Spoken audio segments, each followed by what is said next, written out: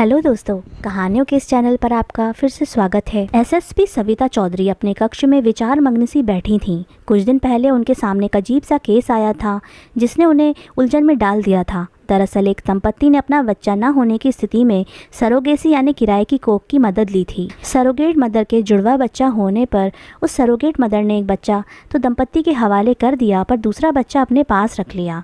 इस पर दंपत्ति ने ऐतराज़ जताया और दूसरे बच्चे पर भी अपना अधिकार जताकर बच्चा उनके सुपुर्द करने की मांग की थी। इस विवाद के बढ़ने पर जब यह केस पुलिस के पास पहुंचा तो पुलिस अधिकारी तक तय नहीं कर पा रहे थे कि इस केस में मुकदमा किन धाराओं में दर्ज किया जाए। यह अपनी तरह का पहला केस होने के कारण एसएसपी सविता चौधरी ने कोई कदम उठाने से पहले विधि विशेषज्ञों से राय लेने का निर्णय लिया। लेकिन कोई भी कार्यवाही करने से पहले सविता चौधरी ने दोनों पक्षों को अपने ऑफिस में बुलाकर सरोगेट मदर को व्यक्तिगत स्तर व मानवीय आधार पर समझाने की कोशिश की थी, पर वह औरत किसी भी तरह से बात मानने को तैयार ही नहीं थी। बात अधूरी ही छूट गई थी और बिना किसी निर्णायक बिंदु पर पहुंचे दोनों पक्ष उठ खड़े हुए थे। दोनों की अपने पक्ष रखने की जिद, आपसी जिरह सविता के मानवीय आधार पर केस सुलझाने की कोशिश बेकार सिद्ध हुई। सविता का सिर भारी हो गया था। उसने सामने रखे गिलास से पानी पिया, घड़ी देखी। यूँ तो ऑफिस टाइम खत्म होने को था, पर घर जाने का मन नहीं हो रहा था। वह सिर पीछे टिकाकर कुछ यादों में खो गई। दरअसल आधिकारिक तौर पर तो ऐसा केस उसके कार्यालय में पहली बार आया था, लेकिन व्यक्तिगत तौर पर वह ऐसी स्थिति का सामना अपने जीवन में पहले भी कर चुकी थी। वो अलग बात है कि वह घटना अखबारों की सुर्खियां नहीं बनी और समस्या सुलझ गई। यह लगभग 8 साल पुरानी बात है। सविता की बहन पुनीता एक मल्टीनेशनल कंपनी में कार्यरत थी। आईआईटी इंजीनियर थी। पुनीता व रोनित ने साथ ही इंजीनियरिंग की थी। एक तो उच्च शिक्षा का दबाव, फिर करियर बनाने का दबाव। आजकल कोई भी नवविवाहित दंपत्ति समय रहते शादी और फिर माता पिता बनने के बारे में सोच ही नहीं पाते हैं, और जब सोचते हैं तो कई बार बहुत देर हो जाती है, या कुछ जटिलताएं यदि आती हैं तो दंपत्ति के पास उन्हें सुलझाने का भी पर्याप्त समय नहीं होता। पुनीता व रोनित के साथ भी ऐसा ही हुआ। दोनों ने जब परिवार बढ़ाने की बात सोची तो लगभग 36 साल पूरे कर चुके थे। जब काफ़ी इंतज़ार के बाद भी बच्चे के आगमन की खुशी ने दस्तक नहीं दी, तब उन्होंने IVF तकनीक का सहारा लिया, लेकिन वह तकनीक फेल हो गई। पुनीता बहुत दुखी रहने लगी थी। यूँ उसके जीवन में सब कुछ था, पर बच्चा न होने से जीवन में आई एक अलग तरह की कमी से वह खुद को अलग नहीं कर पा रही थी। पुनीता ऐसे क्यों घुला रही है खुद को? एक दिन वह पुनीता से बोली, कितने ही दंपतियों के बच्चा नहीं हो पाता और कितने ही दूध मुँहे बच्चे अनाथ में पलने के लिए छोड़ दिए जाते हैं। एक बच्चा गोद क्यों नहीं ले लेते तुम दोनों? मैं भी तो यही कह रहा हूँ इसे सविता, पर सुनती ही नहीं। रोनित बोला, इतनी शिक्षित होकर, उच्च अधिकारी होकर ऐसी आम घरेलू औरतों जैसा दुख मना रही है। अरे बच्चा अपना हो या गोद लिया हुआ, आखिर तो उसने अपनी ज़िंदगी जीनी है। अब क्या पुराने ज़माने की तरह बच्चे बुढ़ापे में माता पिता का सहारा बनेंगे? हम भी तो अपने माता पिता के साथ कहाँ हैं उनके बुढ़ापे में? साल में मुश्किल से 1 या 2 बार जा पाते हैं। नहीं सविता, तुम दोनों मुझे समझने की कोशिश क्यों नहीं करते?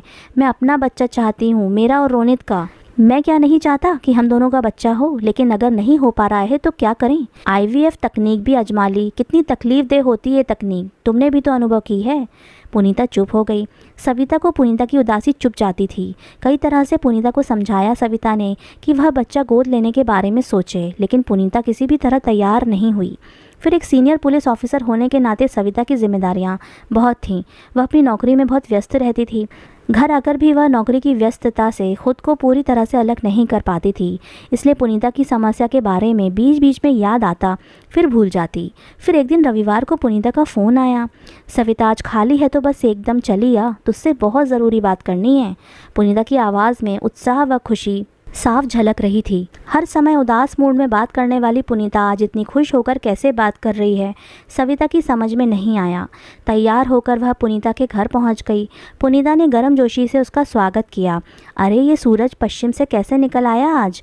सविता हंसकर बोली, आज बहुत दिनों बाद तुझे इस कदर खुश देखकर बहुत अच्छा लग रहा है। बस बात ही खुशी की है, तू अंदर चल, सब बताती हूँ। पुनीता उसे अपने शयन कक्ष में ले गई और उसे एक पत्रिका में छपा लेख दिखाती हुई बोली, इसे पढ़। क्या है ये? सविता ने अपनी प्रश्नवाचक दृष्टि पुनीता के चेहरे पर जमा दी। तू पढ़ तो सही। आज मैं अपनी लेडी डॉक्टर के पास भी गई थी। सरोगेसी पर है यह लेख। इस बारे में अपनी लेडी डॉक्टर से बात भी की थी मैंने। सविता एक सांस में पूरा लेख पढ़ गई। लेख का सार यह था कि सरोगेसी मतलब किराए की कोख। जब स्त्री के गर्भवती होने की बाकी सारी तकनीक फेल हो जाए तो सरोगेसी का सहारा लिया जा सकता है। यह दो तरह से होता है। एक में पिता के शुक्राणुओं को किसी अन्य महिला के अंडाणुओं से मेल परख नली विधि से करवा कर भ्रूण को सरोगेट मदर की बच्चादानी में प्रत्यारोपित कर दिया जाए। इस विधि से पैदा हुए बच्चे का जेनेटिक संबंध सिर्फ पिता से ही होता है। दूसरी तरह से माता पिता के अंडाणुओं व शुक्राणुओं का मेल परख नली विधि से करवाकर भ्रूण को सरोगेट मदर की बच्चेदानी में प्रत्यारोपित कर दिया जाता है। इस विधि से बच्चे का जेनेटिक संबंध माता पिता दोनों से होता है और सरोगेट मदर से बच्चे का कोई आनुवांशिक संबंध नहीं होता है। लेख पढ़कर सविता पुनीता के चेहरे को निखारने लगी। तो क्या हम भी इस तरह से अपने बच्चे को जन्म दे सकते हैं? हमारे शुक्राणु व अंडाणु में तो कोई समस्या नहीं है। इस तरह से ये बच्चा हम दोनों का ही होगा। मैंने डॉक्टर से कहा है कि वे इस विषय में हमारी मदद करें, हमें किसी ऐसी महिला से मिलाने में मदद करें जो सरोगेट मदर बनने के लिए तैयार हो। पैसे की चिंता बिल्कुल न करें, अच्छा पैसा दे देंगे उस महिला को। आखिर हमें जीवन की इतनी बड़ी खुशी मिल जाएगी।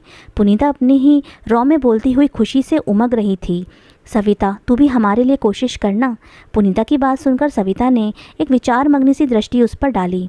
क्यों, क्या हुआ? तुझे खुशी नहीं हुई? खुश हूँ पुनीता, तेरे लिए बहुत खुश हूँ, पर पता नहीं किस हद तक जा रही है तू। बच्चा गोद लेने में क्यों हिचक रही है? सरोगेसी के बारे में पहले से अच्छी ही तरह से जानती है तू।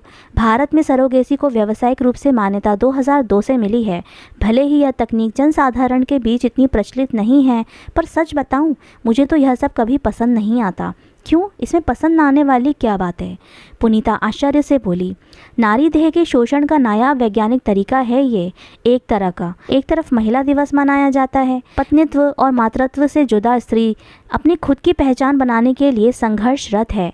बेटी बचाने, बेटी पढ़ाने की बातें होती हैं और दूसरी तरफ मानव जन्म के लिए नारी देह का, उसकी कोख का सौदा किया जाता है, किराया चुकाया जाता है। सविता की बातों में एक कर्तव्यनिष्ठ पुलिस ऑफिसर की दार्शनिक सोच झलक रही थी।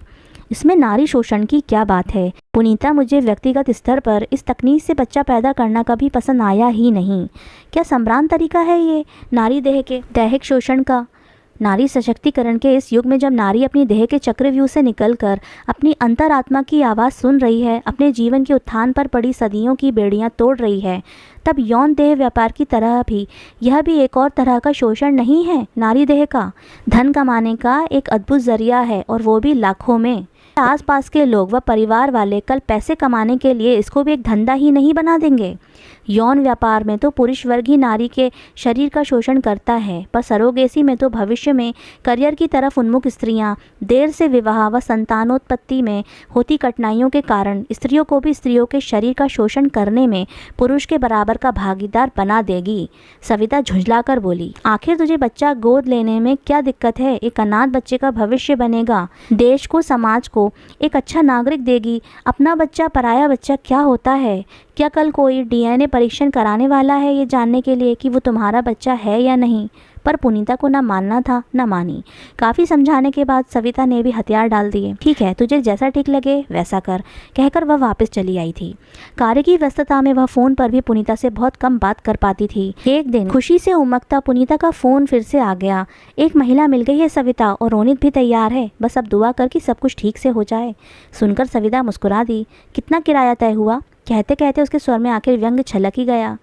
तू नहीं सुधरेगी, आखिर पुलिस ऑफिसर जो ठहरी, कहकर पुनीता ने हंसते हुए फ़ोन रख दिया। थोड़े समय के बाद पुनीता ने जानकारी दी कि वह महिला गर्भवती हो गई है। बस कम से कम 3-4 महीने ठीक से निकल जाएं तो वे बच्चे के जन्म के प्रति आश्वस्त हो सकेंगे। बधाई व शुभकामनाएं, सविता हंसते हुए बोली। धन्यवाद, कहकर दोनों बहनें खिलखिलाकर हंस पड़ी। पुनीता की खुशी में आखिर सविता भी खुश हो गई। गर्भावस्था के 4 महीने निकल जाने के उपरांत सभी आने वाले बच्चे के जन्म को लेकर आश्वस्त होने लगे, और खुशी द्विगुणित हो गई थी जब डॉक्टर ने जुड़वा बच्चे होने की खबर दी थी। समय निकलता जा रहा था और सभी दिल ही दिल में नन्हे मेहमानों के आगमन की बेसब्री से इंतजार करने लगे। पुनीता तो बच्चों की परवरिश के लिए जॉब तक छोड़ने को तैयार थी। अपने बच्चों के लिए उसकी ऐसी बेकरारी देख सविता भी हृदय से खुश होकर उसकी खुशी में शामिल हो गई थी। सरोगेट मदर की गर्भावस्था का पूरा समय चल रहा था। महिला व उसके घर वाले को निर्देश दे दिए गए थे कि जैसे ही महिला को प्रसव वेदना शुरू हो उन्हें फ़ोन कर दें। वे कुछ घंटों में ही उसके पास पहुंच जाएंगे। जाएंगे। पुनीता ने बच्चे का बैग व अपने जाने की तैयारी पहले से ही की हुई थी। उसका ध्यान हर समय फ़ोन पर रहता और एक दिन महिला के घर से फ़ोन आया कि वह महिला को अस्पताल ले आए हैं व कुछ ही घंटों में बच्चे का जन्म हो सकता है। सुनकर बिना समय गंवाए रोनित व पुनीता कार से अपने गंतव्य की तरफ चल दिए। जब तक वे महिला के पास अस्पताल में पहुंचे तब तक डिलीवरी हो चुकी थी। महिला बेड पर लेटी थी और बच्चा पालने में लेटा मीठी नींद से सो रहा था। पुनीता ने बच्चे को देखते ही हुलस कर उसे गले से लगा लिया। दूसरा बच्चा कहाँ है? वह इधर उधर देखते हुए बोली। महिला पहले तो कुछ नहीं बोली, फिर उसके दोबारा पूछने पर उसने बताया कि दूसरा बच्चा मरा हुआ पैदा हुआ था। सुनकर दोनों को बहुत दुख हुआ, पर पुनीता की सूनी गोद तो एक बच्चे से भी भर गई थी। वे अस्पताल व महिला का सारा हिसाब चुकता करके बच्चे को लेकर वापस चले आए। इस बात को अभी कुछ ही दिन हुए थे कि रोनित के नंबर पर एक अनजान शख्स का फ़ोन आया। उसने बताया कि उनका दूसरा बच्चा भी जीवित है और इस समय महिला के पास है। सुनकर वे सन्न रह गए। इतना बड़ा धोखा! बात की सच्चाई जानने के लिए रोनित व पुनीता पहले खुद ही उस महिला के घर गए। उनके अचानक पहुंच जाने से महिला अपने झूठ को नहीं छिपा पाई। उनका दूसरा बच्चा सचमुच जिंदा था और उस महिला के पास था। सारी बात समझ में आने पर रोनित के गुस्से का तो और छोड़ ना रहा। इतना बड़ा धोखा किया तुमने हमारे साथ, क्यों किया ऐसा? जितना तुमने कहा था पूरा पैसा दिया हमने तुम्हें। बात तो बच्चे की हुई थी ना सर, किस्मत से जुड़वा बच्चे आ गए पेट में। हमारा बच्चा नहीं था, मेरे आदमी में कमी है, इसलिए हमने एक बच्चा रख लिया। महिला दुष्टता से बोली। कहीं से नहीं लग रहा था कि उसे अपने किए पर कोई पछतावा है। तुमने हमसे झूठ क्यों बोला कि दूसरा बच्चा मरा हुआ पैदा हुआ था? सच बताकर आप लोग क्या बच्चा दे देते? जैसे अब कर रहे हैं तब भी यही करते, इसलिए झूठ बोला। महिला का पति बोला, पर यह तो हमारा बच्चा है, तुम्हारा इस पर कोई अधिकार नहीं है। तुम्हें इसका पैसा दिया जा चुका है, इसलिए अपना बच्चा तो मैं लेकर रहूंगा। सारा जोर आजमा लो सर, 9 महीने कोख में रखा है बच्चों को, आखिर मेरा भी तो कोई हक है। महिला बोली। तीनों की बहस जोर पकड़ने लगी थी। पुनीता किसी तरह तीनों को शांत करके महिला को समझाती हुई बोली, देखो रमैया, बच्चा तो हम अपना किसी भी कीमत पर नहीं छोड़ेंगे, फालतू में बात बढ़ेगी। पुलिस थाना कोर्ट कचहरी अपने बच्चे के लिए हम किसी भी सीमा तक जाएंगे।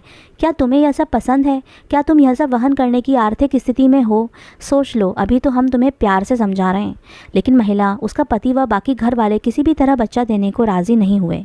वापस आकर जब पुनीता ने यह बात सविता को बताई तो सविता भी पेशोपश में पड़ गई। बहुत सोचा इस विषय में, बात बढ़ गई तो हर एक की जबान के लिए चर्चा का विषय मिल जाएगा। समाज में अभी भी जितनी सरलता से गोद लिए बच्चे स्वीकार्य हैं, उतने सरोगेसी से उत्पन्न बच्चे नहीं। और जनसाधारण को तो उस समय क्या आज भी इसकी बारीकियां समझ में नहीं आती।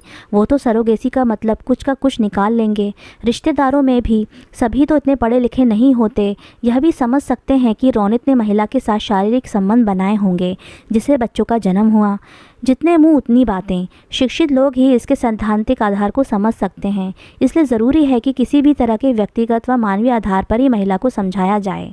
काफ़ी सोच विचार के बाद उसने एक दिन महिला व उसके पति को एक पुलिस ऑफिसर की हैसियत के नाते अपने बंगले पर बुला भेजा। एक पुलिस ऑफिसर के बुलावे पर दोनों को आना ही पड़ा।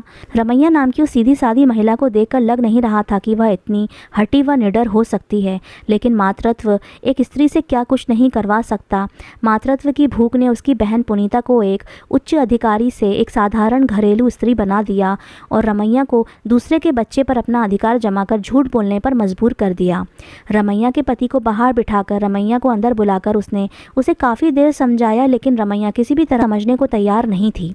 देखो रमैया, तुम नहीं मानोगी तो बात यहीं पर तो ख़त्म नहीं होगी।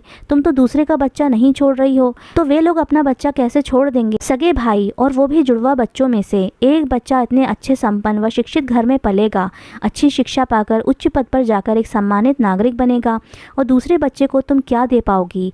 क्यों उन दोनों बच्चों की किस्मत जुदा कर रहे हो? जब कल उस बच्चे को असलियत पता चलेगी तो कितनी नफरत करेगा तुमसे। सविता उसकी भावनाओं को सुलगाती हुई बोली, फर्ज करो बच्चों में कोई पैदाइशी खराबी होती, कोई शारीरिक विकलांगता या मानसिक कमी होती, क्या तब भी तुम एक बच्चे को रख लेती? रमैया सविता का चेहरा देखने लगी। हाँ, मेरी बात समझो रमैया, तुम्हारी कोख से जैसे भी बच्चे पैदा होते उनको रोनित व पुनीता छोड़ नहीं सकते थे। उन्हें हर हाल में उन बच्चों को अपनाना ही पड़ता। इसलिए जब उस स्थिति में बच्चे की उनकी जिम्मेदारी होती तो स्वस्थ बच्चों पर भी उन्हीं का हक है। तुम्हें कुछ और रुपए पैसे की ज़रूरत हो तो इंसानियत के नाते तुम्हारी मदद की जा सकती है, पर बच्चों के लिए तो वो किसी भी सीमा तक जाएंगे। ख्वामखा तुम लोग मुसीबत में आ जाओगे। फिर पल भर रुककर बोली, सोच लो, अभी तो मैं तुम्हें व्यक्तिगत तौर पर समझा रही हूँ, मुझे पुलिस ऑफिसर के तौर पर समझाने के लिए बाध्य मत करो। रमैया पर न जाने उसकी किस बात का या बात करने के तरीके का क्या असर हुआ कि उसने अपने पति को भी समझाया और रोनित व पुनीता को उनका दूसरा बच्चा भी वापस मिल गया। रोनित व पुनीता बहुत खुश हो गए थे। उन्होंने थोड़ा बहुत पैसा अपनी खुशी से रमैया को और दे दिया था।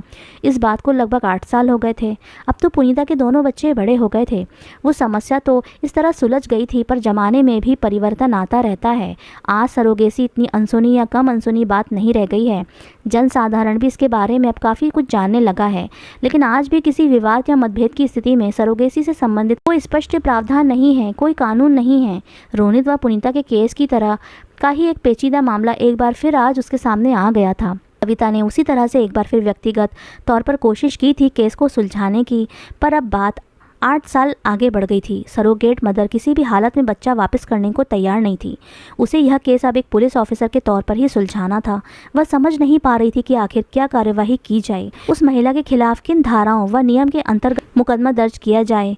उसने दूसरे राज्यों से भी इस बाबत पता किया था, पर कहीं से भी कोई संतोषजनक जवाब नहीं मिला था। फिलहाल इस तरह का पेचीदा केस कहीं पर भी दर्ज नहीं हुआ था। वैसे तो किसी भी दंपत्ति का सरोगेट मदर के साथ उसकी कोख का अनुबंध किया जाता है। ऐसे में कोख में जो भी बच्चा होता है उस पर अनुबंध करने वाले दंपत्ति का कानूनी अधिकार होता है। सरोगेट मदर इससे इनकार नहीं कर सकती। कुछ इसी पेशोपश में उलझी एसएसपी सविता ने कुछ दिनों तक इस मामले में काफ़ी तहकीकात की। फिर सब कुछ सोचकर विधिक विशेषज्ञों से राय लेकर धोखाधड़ी के मामले में सरोगेट मदर पर केस दायर कर दिया। तो दोस्तों, कैसी लगी आपको हमारी ये कहानी? हमें कमेंट सेक्शन में ज़रूर शेयर कीजिएगा और हमारे चैनल को सब्सक्राइब करना ना भूलें।